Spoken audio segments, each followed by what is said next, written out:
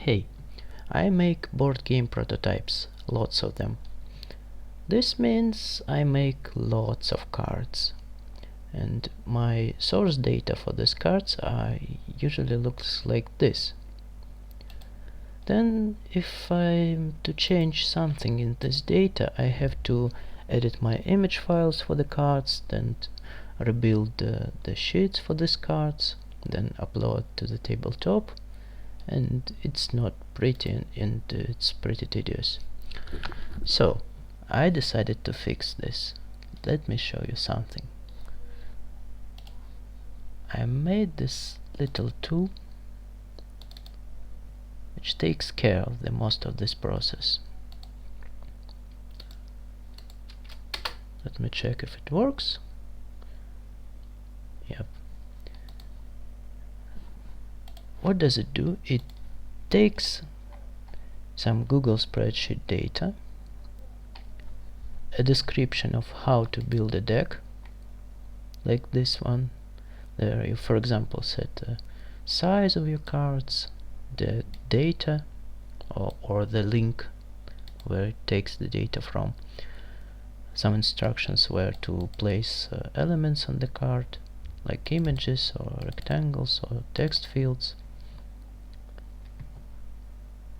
how to build the back of the card or the hidden face of the card, and then it generates a sheet with cards for you. But that's not all. Let's switch to the tabletop. If you enter the path to your XML here, like this, and click build on this beautiful piece, after some time you get your deck. You can see it created multiple instances of one card, like here in the count column, but the card is only placed once on the sheet, so it saves some space this way. Now there are all the cards. They have a beautiful background or back image. Now let's say we want to change something about this. Let's change the cost of some card, or even better, let's add a new card.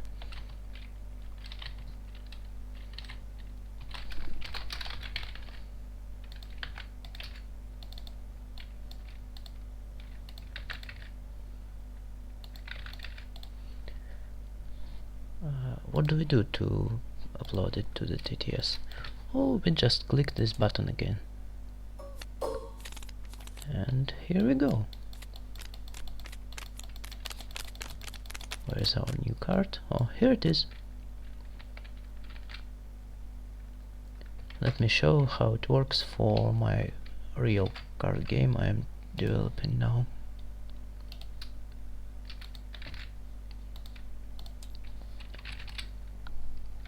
Here's the path to my XML file. Oops. It takes quite some time because there are multiple decks.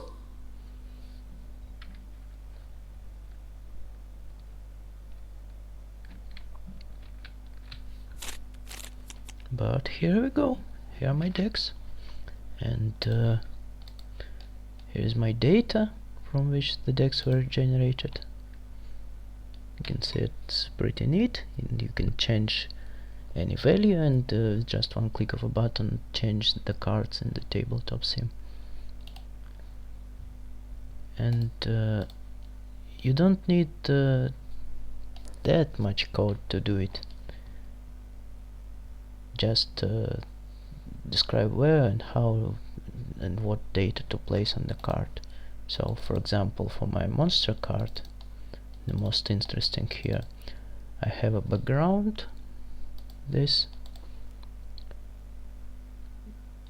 Here I draw the background, then I draw the faction symbols in the upper left corner here, and the faction symbols are like this and this, and it can draw both at the same time.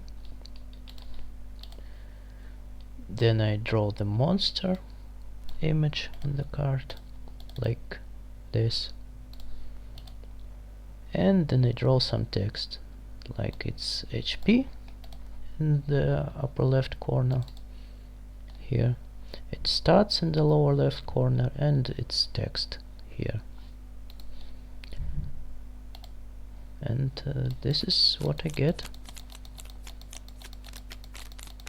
The text supports formatting, so you can see there's bold and italic text here.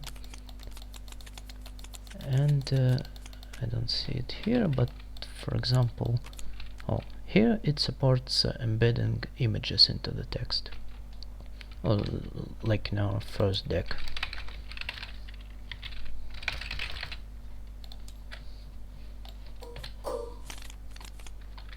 Here, this is an image embedded into the text. Here you can see it embedded multiple times. So it's a nice tool, and I think it will be helpful for someone else besides me. So thanks for watching.